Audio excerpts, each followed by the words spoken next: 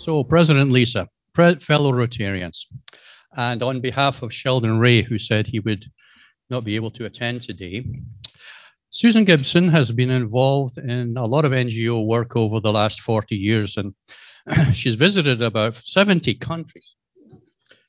And as I was mentioning to Susan, we have several members of this club with long careers in international development work, and so she's definitely among many kindred spirits here, Susan. In 1992, Susan got her training in microfinance at the Grameen Bank in Bangladesh from Professor Muhammad Yunus. And if some of you may remember, he was a recipient of the Nobel Peace Prize in 2006 for his work. Prior to that, he also received the Presidential Medal of Freedom from President Obama. So we're talking about an individual who is well known. From 1992 to 2001, Susan was a consultant providing microfinance training and conducted workshops for NGOs, UN agencies, and donor governments. Again, another link to yours truly, because as David and Charlotte know, we were all in the World Bank together, but in my case, early in my career, I was involved in microfinance work, supporting the poor with the World Bank, and we were using the Grameen Bank model in many projects. So another link. Susan is the author of How to Be an Amazing Volunteer Overseas. Maybe our next generation of kids and grandkids, you might want to get this book, folks. I think Susan's going to give you a copy. Rules of the Road Stories from the Field, a handbook for travelers wanting to navigate volunteer opportunities abroad.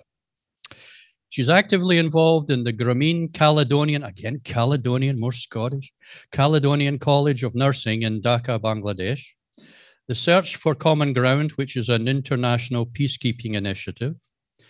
She hosts refugees also. Her main focus presently is supporting Professor Yunus in some of his challenges with the authoritarian regime in Bangladesh.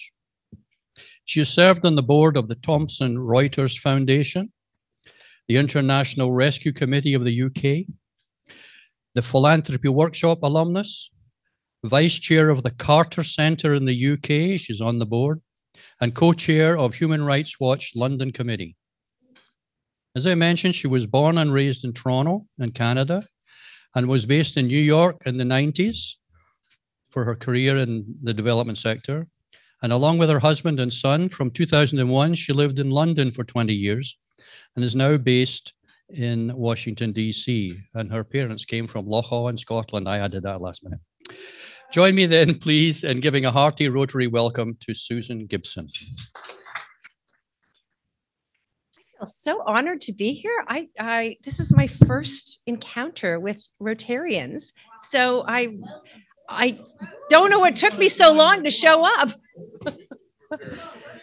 I don't know. I've been traveling. I've been on a plane. That's clearly what I've been doing. Anyway, I'm just delighted that you've asked me to come and share a few thoughts with you about volunteering internationally. It's my absolute passion. Just a minor correction. My mother was a McFedrin and her family is from Lochaw, but my father was a Gibson and he was from north of England originally. So, but you know, I have a little combination there. And I'm a British citizen now. So when we moved back, we adopted our son when my husband and I we got married in London, and then we adopted our son from Russia. And I wanted him to feel like he belonged to the land where he was raised. So he became a British citizen, and I thought, well, I better do that too. And so I went back to my roots, so to speak, right? Anyway, it's really a pleasure to be here. I wanted to just talk a little bit about the experience of volunteering overseas and what that looks like in terms of how host communities view interventions and experiences from volunteers. I started the reason I got into this whole thing was because I had this very happy upbringing in Toronto, and I volunteered locally at my food bank, and I was in stopping people from being reoffending. So I was doing literacy programming. And I really loved all of that. But then I got the travel bug and I was starting to travel a bit. And I thought, how can I combine travel and volunteering? Like, there must be a way. I didn't want to just stay in Toronto, even though it was very nice. And so my father had died. I was working at the United Way. I loved my job at the United Way, but I still yearned for a bigger world. And so I had a little money and I wrote to 65 organizations. I was sort of interested in the Peace Corps model. We had something like that in Canada called QSO, but I didn't really want to do 2 years because I was 30 years old and I thought, just maybe 3 to 6 months. I'm going to do that. So I wrote to 65 organizations and heard from one. Nobody was interested in somebody for 3 to 6 months, even though I was going to pay my way. And this little organization, little shoestring organization in Toronto, was sending eyeglasses down to Haiti. And I thought, well, I speak French, je parle français, je viens de Canada. And so I thought, well, I'm going to go and help. I'm going to go down there and I'm going to help them. So this is before the internet, remember? So little hard to do your research. And I thought, I can be useful. I will do whatever is required of me. I think I'm a low maintenance person.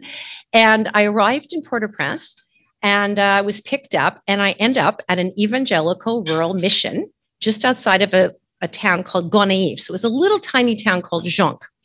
This was not I'd never had an experience like this. I had never been in this community before. And so this was a little puzzling, but I thought, okay, I can figure out how to navigate here.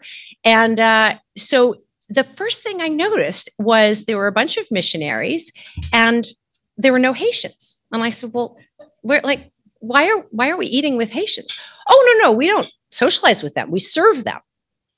So I thought that was kind of unusual because I thought, don't you work in partnership when you are providing any kind of service? Well, apparently not. And so I found this very challenging and I couldn't figure out how to, I wanted to learn, but I was trying to figure out how to be useful at the same time.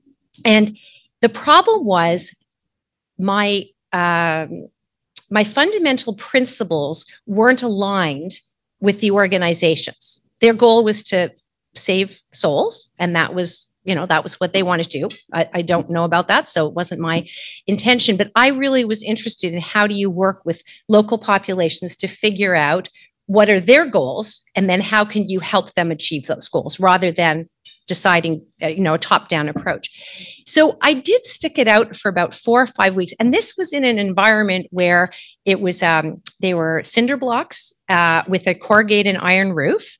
And we had just very simple mattresses. And the rats were the size of cats. Because the first night I said, oh, il y a un chat là-bas. No, I said, no, ça c'est un rat. I said, okay, well, there's a rat up there and tarantulas in my shoes. So it was a little challenging, but I thought I'm going to stick this out. And what I learned from this experience, I didn't stick around on the weekend. I traveled around the country because I wanted to understand a little bit of the lay of the land in Haiti.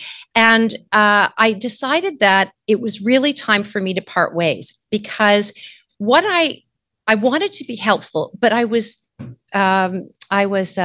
doing inventories of these shipment of containers of basically a lot of junk that people sent down. They got tax receipts for them, and it was stuff they didn't need.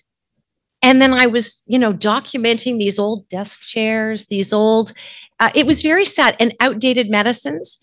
And I thought, but they didn't ask for any of this. So I was very confused, and I realized I have a lot to learn in this world of foreign aid, and I really wanted to learn more about how to be good at that. And I ended up back at Port-au-Prince, and I found a local hospital who was looking for somebody who could help with them with their bookkeeping. And, I was a banker. I came from the Bank of Nova Scotia. And so I was trained as in basic accounting and various things. And so I went to work at this as a volunteer at Grace Children's Hospital, tuberculosis hospital. And I really felt useful there because I was doing something helpful and I could see the benefit of the programming that they did there. And I thought, okay, this is more what I need to be in, organizations that are working with the local populations and trying to figure out the solutions. And I heard about a school called the School for International Training. Sorry, I forgot to look at my timer. And so I went off to Vermont to do my master's in international development. And that was one of the first Peace Corps training grounds, which I didn't realize at the time, but that in Brattleboro, Vermont. And on our second week, we saw a video of Professor Muhammad Yunus, who was on 60 Minutes, and he was being interviewed by Morley Safer about the banker to the poor. And I said, I want to do that. That is awesome. I know about banking, and I'd like to figure out how to be useful to try to tackle poverty. And so I thought, well, I'm going to do my internship there. Well, you send a few faxes in those days. This is 1991, and didn't hear anything. But I talked a few classmates I said, let's go to Dhaka. There's lots going on in Dhaka, and it's relatively stable, and we can figure. So I talked these 3 classmates, and we all went off to Dhaka without internships, without anything. We just went to Dhaka. We did have a Bangladeshi classmate, and so she found us an apartment. And I show up in Grameen Bank, and I said, I'm here. I want to learn what you're doing, and I will do whatever I can to be useful.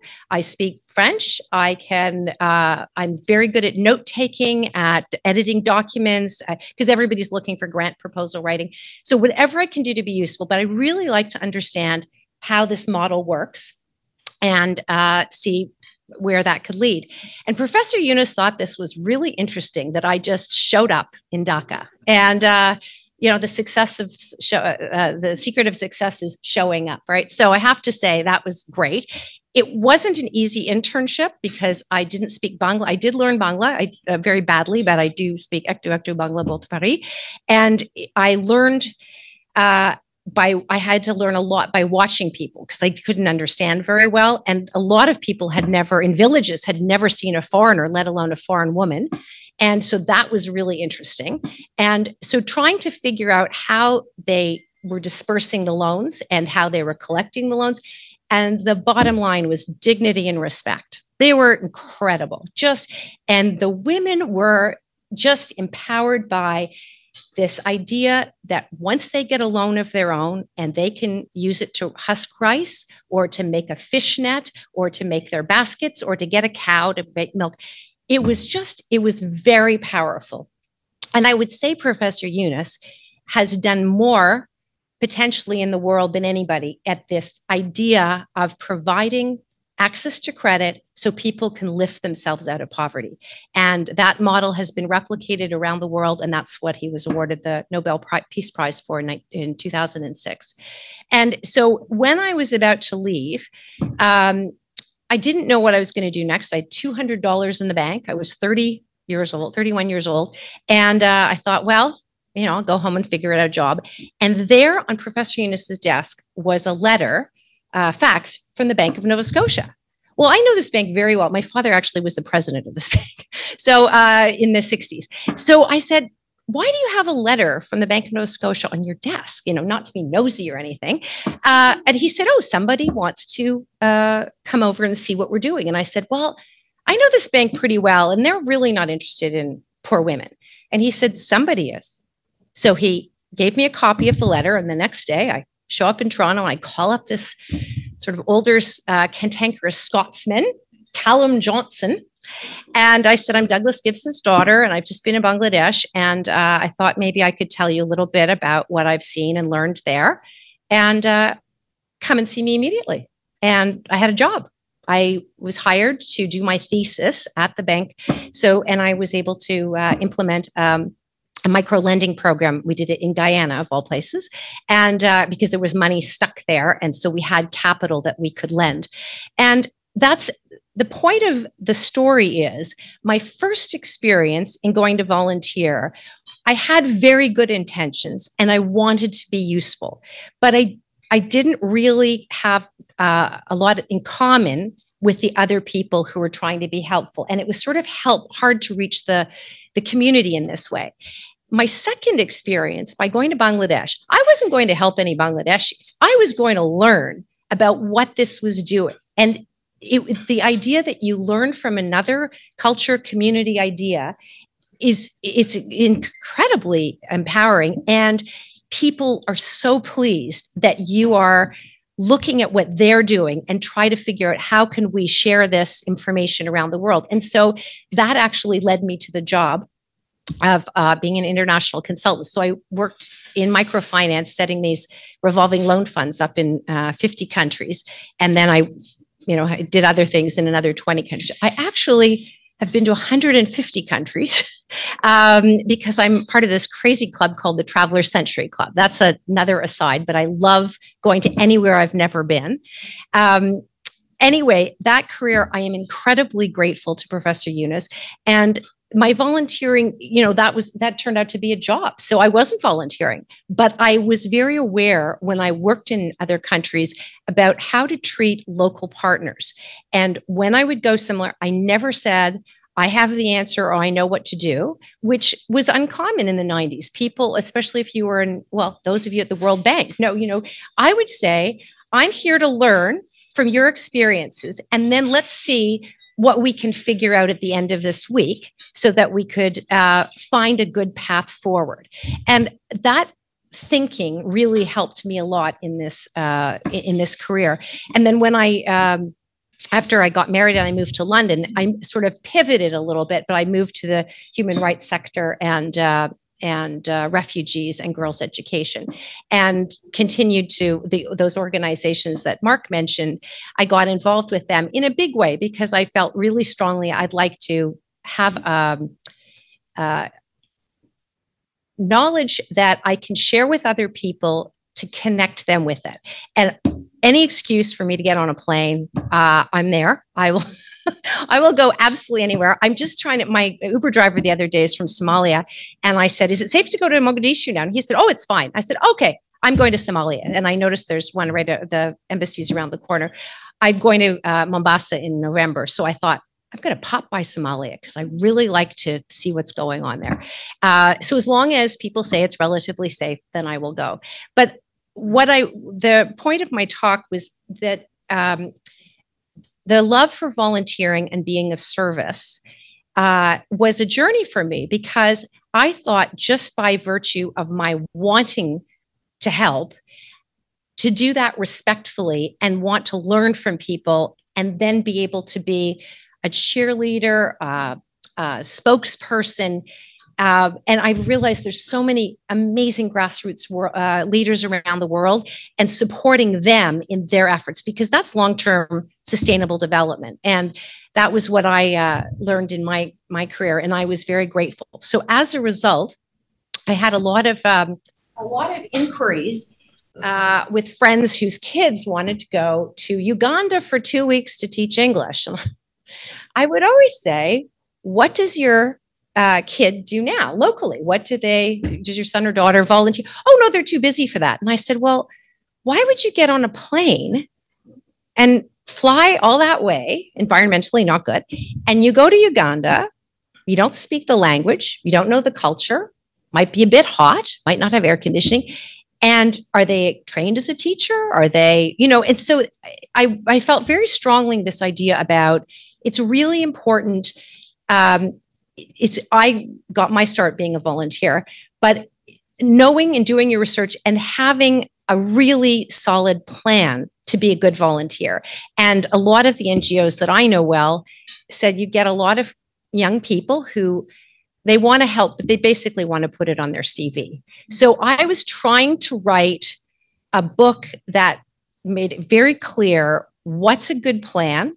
And if you're a good volunteer locally and you want to try that internationally, do your homework, find that there is an organization that meets with your ideas and goals, and figure out the sustainable development goals. And if there's one you want to tackle, like water or environment, then find that NGO, because there are wonderful NGOs everywhere, and then go from there. But there are people, I shouldn't say a lot, but there's an industry now called voluntourism.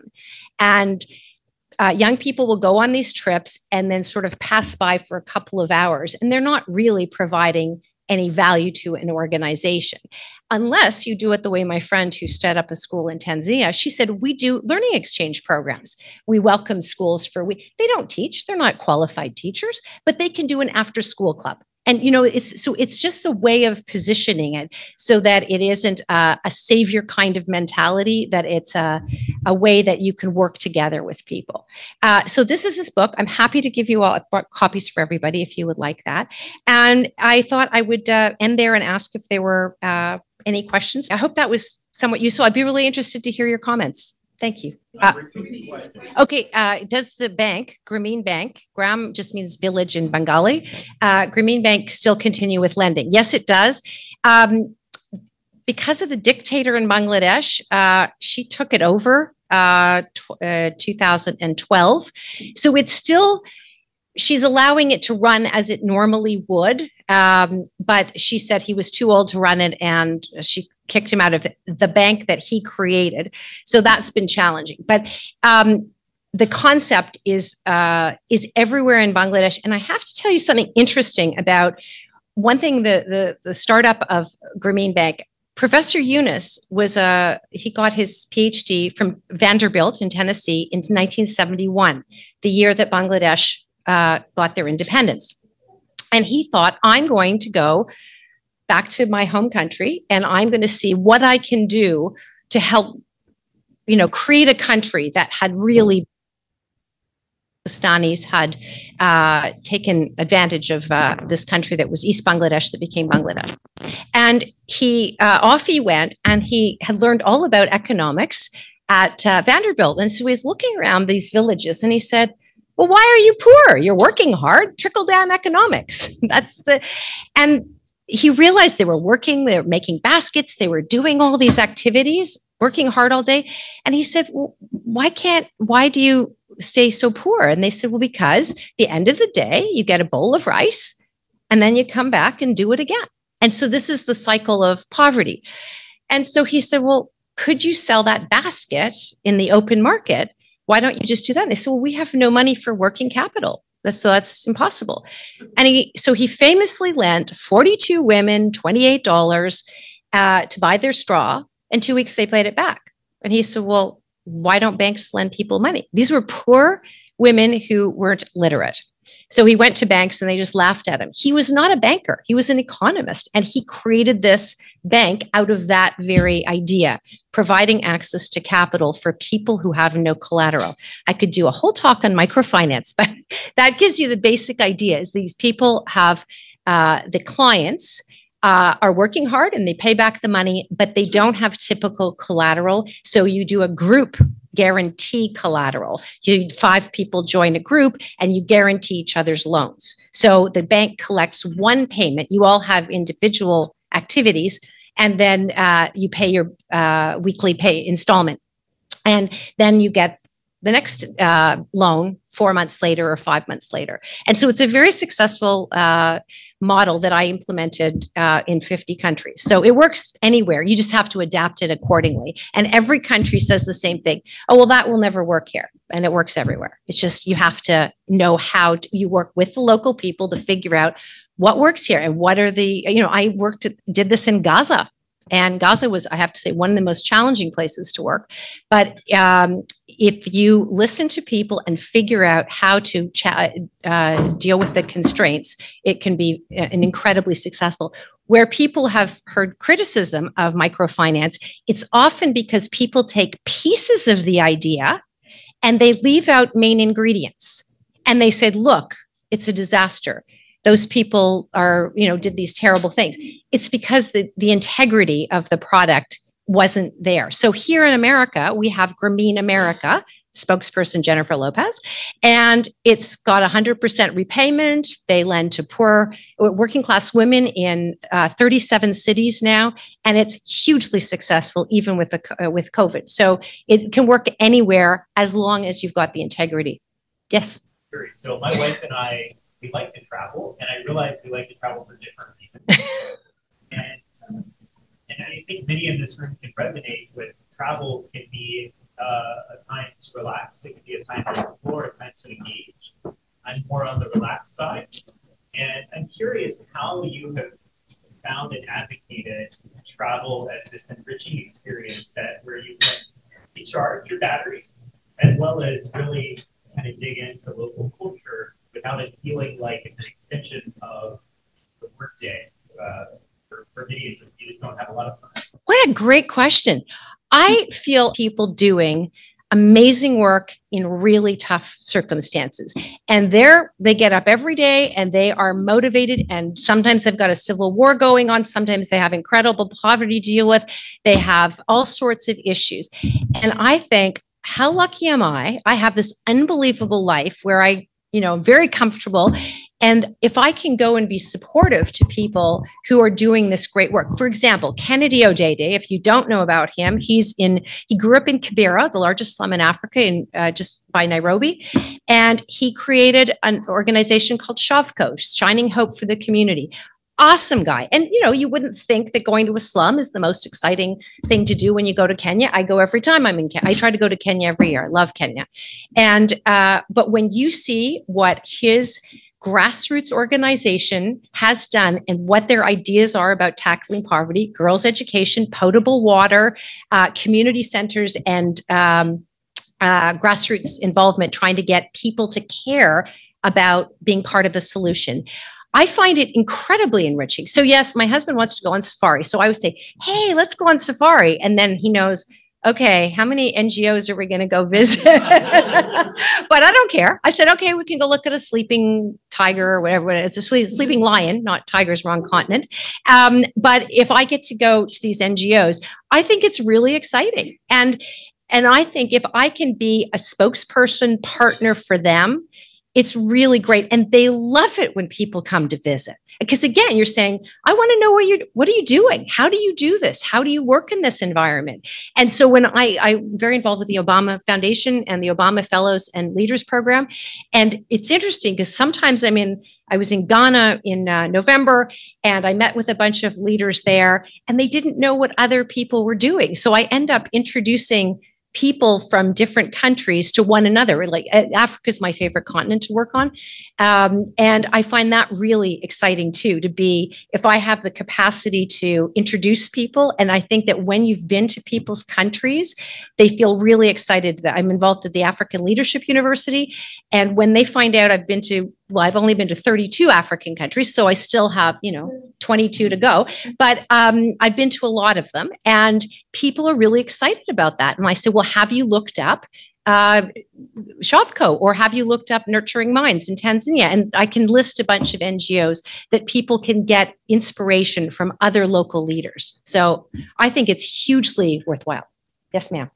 I think it's really wonderful what you're doing. And I love the fact that you wrote a book that talks about how to be a good volunteer overseas. But can you please tell our fellow Rotarians and others how you can make this same concept work for right here in our local area? Oftentimes we go out and we want to serve and we don't really have an understanding of what is actually needed. So we want to just jump right in, and it gives the appearance of what you said, the savior complex. And I want you to elaborate a little bit more on that, please. That's another great question, because I am always struggling with that. I look at the homelessness in the city. I've only lived here 3 years now, and I don't know what the answers are. I often go and talk to my local people, residents who are sleeping rough, and ask them what is helpful to them. And some of the local NGOs are really helpful. I do go away a lot because this is my traveling nomad and DNA. I can't help myself. But I think the same principle applies anywhere. When you first go somewhere, be a good guest. Just be a good guest, right? And find out, I've never been here. How can I possibly know the answer to any of these things? So I always think, just try to take temperature of what's going on, find out what people are doing, what are their thoughts about some of these issues, and then is there a role for me here?